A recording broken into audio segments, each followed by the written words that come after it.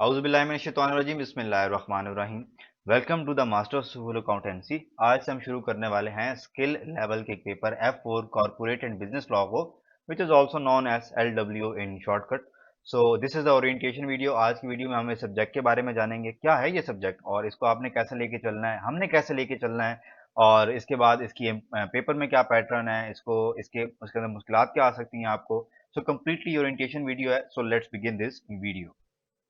First of all इसके study text को समझते हैं। इसके अंदर एज यू कैन सी ये टोटल आपके स्टडी टेक्स्ट में 12 चैप्टर्स हैं। इसके अगर मैं फर्दर अगर बाइफरकेशन करूं तो जो ये पहले 5 चैप्टर है ना, ये लीगल सिस्टम के बारे में है, जो कि यूके और इंग्लैंड का लीगल सिस्टम है। इसको बिजनेस लॉ भी कहते हैं क्योंकि ये उसी सेंस में आ जाता है। कॉन्ट्रैक्ट लॉ, सिविल लॉ, सब कुछ इसके अंदर आ जाता है। और फिर जो बाकी आगे के चैप्टर्स हैं, दीज आर कंपनी लॉ, जिसके अंदर हम कंपनी के बारे में समझेंगे। कंपनी क्या होती है, कंपनी के अंदर उसकी लीगल पर्सनैलिटी क्या होती है, इसके अंदर कैपिटल और फाइनेंस कहाँ से आता है, डायरेक्टर्स क्या करते हैं, कैसे अपने घर को जाते हैं, ठीक है, इंसॉल्वेंट कैसे होती है कंपनी, फ्रॉडलेंट बिहेवियर्स के बारे में जानेंगे। तो एक एक करके हम इन सब चैप्टर्स को नॉक करेंगे और इनको डिटेल्ड इसकी समझ लेंगे, ठीक है। और अगर आप इससे पूछें कि इसमें इंपॉर्टेंट क्या है, तो इंपॉर्टेंट तो वैसे पूरी बुक है, ठीक है, विदाउट एनी मतलब पूरी बुक है, but just for your understanding, just for your comfortability, मैं इसमें कहूँगा कि चैप्टर 2 बहुत इंपॉर्टेंट है, 3 भी इंपॉर्टेंट है, 4 भी इंपॉर्टेंट है। चलिए एजेंसी लॉ ये तो मतलब बेसिक सी बातें हैं। इसके अंदर ये जो 7 है, इसमें से ज़्यादा क्या कहते हैं कि एग्ज़ाम आता है। इसके अलावा 8 से आता है, 8 थोड़ा समझने वाला भी हो जाता है। फिर 10 है और फिर ये 11 है। तो ये जो मतलब 7 चैप्टर्स हैं, ये काफ़ी इंपॉर्टेंट है। इनको तो आपने बिल्कुल भी कॉम्प्रोमाइज़ नहीं करना, बाकी भी बुक पे आपने कॉम्प्रोमाइज़ नहीं करना, बट इनके ऊपर आपने ज़्यादा टाइम देना है। आगे बढ़ते हैं। फिर ऑब्वियसली इस पेपर को पास कैसे करना है, ठीक है। इसको सबसे पहले इस पेपर के बारे में आपको बताता जाऊं कि कंप्लीटली थ्योरी बेस्ड पेपर है। इसके अंदर कोई भी फाइनेंशियल्स की बातें नहीं होंगी। जिस तरीके से एक लॉ होता है, ठीक है, लॉ के ऊपर प्रोविजंस होती हैं, आपने उनको कंप्लीटली डिटेल्ड अंडरस्टैंड करना है, उनको अपने पानी के अंदर घोल के पी जाना है। और फिर जिस तरीके से इसको मैं थ्योरी से ज़्यादा कहता हूँ कि नॉलेज एप्लीकेशन बेस्ड पेपर है, क्योंकि जिस तरीके से एक वकील को लॉस तो सारी पता होती हैं, ठीक है, लेकिन जैसे उसके सामने रियल टाइम एक केस आता है, सिनेरियो आता है, तो वो फिर उस नॉलेज को यूज करता है और उस स्पेसिफिक केस में जो मतलब रेलेवेंट लॉ की प्रोविजन होती हैं वो यूज करता है। तो आपने भी इसके अंदर ना सिर्फ लॉ को डिटेल अंडरस्टैंड करना है, बल्कि आप अपने आप को इस काबिल करना है कि जब आपके सामने सवाल आए तो आप रेलेवेंट लॉ की जो प्रोविजन है उसको यूज करके आंसर दे सको। फिर इसके अंदर एक सबसे बड़ा मसला आता है कि इसकी टर्मिनोलॉजीज, क्योंकि जो फाइनेंशियल सब्जेक्ट है उसके अंदर इंग्लिश मैटर नहीं करती, लेकिन ये लॉ है, ये जो ऑडिट है, ये गोरों का बनाया हुआ कानून है, उन्हीं के स्टैंडर्ड्स हैं। तो ये कहते हैं कि हमारी जो टर्मिनोलॉजीज हैं आपने वही यूज़ करनी है। हम जो कि पाकिस्तानी बैकग्राउंड होता है, हमारे पंजाबी या उर्दू हम घर से सुन के आते हैं, पढ़ के आते हैं, तो हमारे लिए थोड़ा सा उसको समझना मुश्किल हो जाता है। हम कहते हैं यार इतनी आसान सी बात को इतना मुश्किल क्यों कर दिया, ठीक है। और ये वाकई एक बहुत रियल टाइम चैलेंज है, मैं खुद इसको फेस करता रहा हूँ। तो लेकिन आपने कोशिश करनी है कि आपने मतलब कोशिश क्या आपने करना ही यही है कि आपने इस टर्मिनोलॉजीज को अच्छे से अंडरस्टैंड करना है, रिमेंबर करना है, ताकि सवाल जब आए तो आपने सही टर्मिनोलॉजीज के अंदर जो ऑप्शन होगा उसको चूज करना है, ठीक है। आगे बढ़ते हैं, इसके पेपर पैटर्न को समझते हैं। सबसे पहले तो ऑब्वियसली एक सॉफ्टवेयर बेस्ड पेपर है, और जैसे ही आप इसका आंसर्स करेंगे, आप एग्जाम से फ्री होंगे, तो फौरन इसका रिजल्ट आ जाएगा, ठीक है, क्योंकि इसके अंदर एमसीक्यूज और एमटीक्यूज इन्वॉल्व होते हैं। और फिर as like any other ACC exam, इसकी भी 50% या उससे ज्यादा पासिंग रिक्वायरमेंट है, ठीक है। इससे कम होते हैं तो ऑब्वियसली फिर आप फेल कंसिडर होते हो। टाइम इसका 2 घंटे है, which is more than enough for this paper. अगर आपकी तैयारी अच्छी है तो this is more than enough, ठीक है। उसके बारे में, टाइम के बारे में आपने परेशान नहीं होना। अच्छा, पेपर पैटर्न में इसके दो सेक्शन है, सेक्शन ए और सेक्शन बी। सेक्शन ए है 70 मार्क्स का, और सेक्शन ए के अंदर आगे दो पार्ट्स हैं। एक पार्ट है 25 सवाल आते हैं उसके अंदर, और 2 मार्क्स का एक सवाल होता है, ठीक है। और इस तरीके से 50 मार्क्स का टोटल ये पार्ट है। अच्छा, इसके अंदर आपके सामने क्योंकि एक ऑप्शन है, ऑप्शन सही होता है या गलत होता है, तीसरा कोई उसके अंदर ऑप्शन होता नहीं है।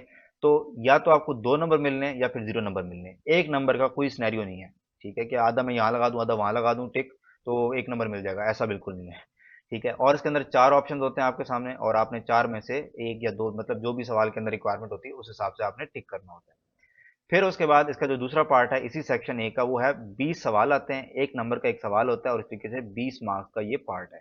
एक या 0 मार्क और 3 ऑप्शन, ठीक है। ये इसलिए रिलेटिवली इजियर पार्ट होता है, ठीक है। और इसके अंदर ज्यादातर जो टेस्ट होता है वो आपकी थ्योरी होती है, ठीक है, नॉलेज इसके अंदर कम यूज होता है। फिर इसका सेक्शन बी होता है 30 मार्क्स का, एमटीक्यूज मल्टीटास्क क्वेश्चंस। अब जिनको पता है, if you know you know, जिनको नहीं पता उनको बताता जाऊं कि एमटीक्यू ये होता है कि आपके सामने एक सिनेरियो रख देंगे, एक पैरा की तरह एक सिनेरियो आएगा जिसके अंदर कोई केस आपके सामने होगा, ठीक है। और उसके बाद नीचे उसके एमसीक्यूज होंगे और आपने उन एमसीक्यूज को उस पैरे के अंडरस्टैंडिंग के बाद उसको हल करना है, ठीक है। तो इस तरीके से ये एक एमटीक्यू जो होता है, 5 एमटीक्यू आते हैं और एक एमटीक्यू जो है ये 6 मार्क्स का एक एमटीक्यू होता है। और उस तरीके से 30 मार्क्स का ये सेक्शन बी हो जाता है। तो ये आपका पेपर पैटर्न होता है। अगर मैं आपको सीधी बात बताऊं तो this is easy to medium difficulty level का पेपर। हाँ, जिन लोगों को थोड़ा सा फाइनेंशियल्स आसान लगते हैं लेकिन थ्योरी मुश्किल लगती है, उनके लिए थोड़ा सा चैलेंजिंग होता है। बट ओवरऑल अगर मैं आपको बताऊं तो this is easy to medium kind of difficulty level of paper, अगर आपकी प्रिपरेशन अच्छी है, अगर आपने इसको लटकाए रखा। क्योंकि फेल होने की सबसे बड़ी वजह यही होती है कि लोग फाइनेंशियल्स को सीरियसली लेते हैं, क्योंकि उनको लगता है ये सबसे ज़्यादा मुश्किल है, इसी पे सबसे ज़्यादा टाइम लगाना है। एफ आर जहाँ होती है जिसको आपने इतना टाइम देना होता है, उसके चैप्टर इतने ज़्यादा होते हैं, इधर कोई ध्यान नहीं देता। और जैसे ही फिर एग्जाम में आते हैं तो ऑब्वियसली फिर लैक ऑफ नॉलेज की वजह से बच्चे का पेपर रह जाता है। तो आपने इसके साथ ये काम नहीं करना। आपने धीरे इसको टाइम देना है, थोड़ा सा ही लेकिन टाइम देना है, ताकि आप रेलिवेंट रहो और इस पेपर को भी पास करो। क्योंकि इस पेपर को पास किए बगैर भी आपका एसीसीए नहीं होने वाला, ठीक है। तो इसको भी आपने सीरियस लेना है। नेक्स्ट एंड लास्ट, अच्छा इसके अंदर हमारी एग्जाम कोर्स अप्रोच क्या होगी, हमने क्या करना है, इसको कैसे लेके चलना है, इसको देखते हैं। अच्छा, सबसे पहले मैं अगर अपनी बात करूं तो मेरे जो लेक्चर जिस तरीके से ये स्लाइड चल भी रही है, मैंने आपको पावर पॉइंट स्लाइड्स के अंदर पढ़ाना है। मैं इसी में मतलब समझता हूँ कि बच्चा भी कंफर्टेबल रहता है और मैं भी पढ़ाने में कंफर्टेबल रहता हूँ। और फिर जैसे ही वो क्लास खत्म होगी तो उसकी क्लास नोट्स आपको पीडीएफ की शक्ल में मिल जाएंगे। तो आपने जब भी रिवीजन करनी होगी तो अब आप उन क्लास नोट्स को खोल के एक दफा देख सकते हो कि सर ने क्या पढ़ाया था, और आपको वो सारी बातें आपके जहन में आना शुरू हो जाएंगी कि हाँ, इस पॉइंट पे ये पढ़ा था, इस पॉइंट पे ये पढ़ा था।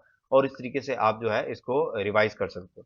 फिर क्योंकि इसके साथ स्टडी टेक्स्ट को भी हमने देखना होता है, तो लेकिन स्टडी टेक्स्ट क्या होती है कि उसके अंदर ऑब्वियसली उन्होंने सब कुछ को एक्सटेंसिव कवर करना होता है, तो वो बहुत डिटेल हो जाता है और बहुत इरेलीवेंट भी हो जाता है।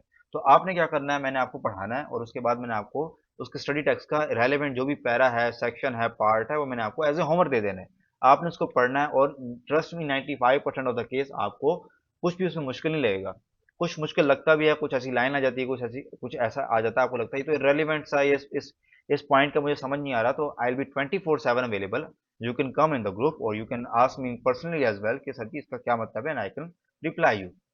फिर obviously the two OGs Kaplan और बीपीपी हम मिल के करेंगे, ठीक है। उसके अंदर जो पार्ट मुझे लगेगा कि यार ये बच्चों से नहीं होगा, मैंने पढ़ाना है, तो मैं पढ़ाऊंगा। और जो मुझे लगेगा कि यार इनसे हो जाना चाहिए, वो फिर आप लोगों ने करना है। और हाँ, उसमें भी मसला आता है तो as always I will be always present. फिर उसके बाद ये आप मुतमईन रहें कि डिटेल कवरेज होगी, प्रीमियम लेक्चर्स तो जरूर होंगे। इसका मतलब ये नहीं है कि इसमें कवरेज हमने कम करनी है, बल्कि इसमें ज्यादा होती है, क्योंकि एज ए ट्यूटर हमारे पास ज्यादा एक मार्जिन आ जाता है कि हमने फालतू चीजों के ऊपर टाइम नहीं लगाना, बल्कि इंपॉर्टेंट चीजों के ऊपर टाइम लगाना। और फिर जब हमारे पास सिर्फ इंपॉर्टेंट चीजें होती हैं तो हम उनको डिटेल कवर कर पाते हैं।